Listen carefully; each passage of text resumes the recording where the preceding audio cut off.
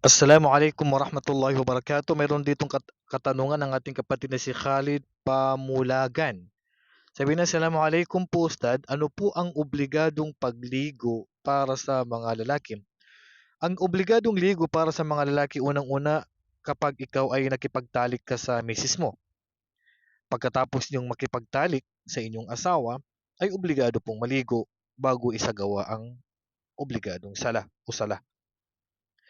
Pangalawa, kapag nagkaroon ng wet dream, ibig sabihin na naginip ka at ikaw ay nilabasan.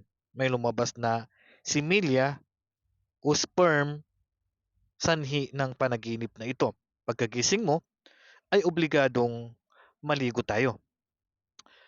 At ang iba po ay sa babae po yon. Katulad ng pagkatapos ng regla ni sister, so obligado rin siya na maligo o pagkatapos ng kanyang panganganak at wala na siyang dugo, ay obligado rin siyang maligo.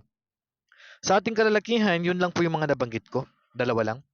Pagkatapos makipagtalik at kung ikaw ay nanaginip at ikaw ay nilabasan.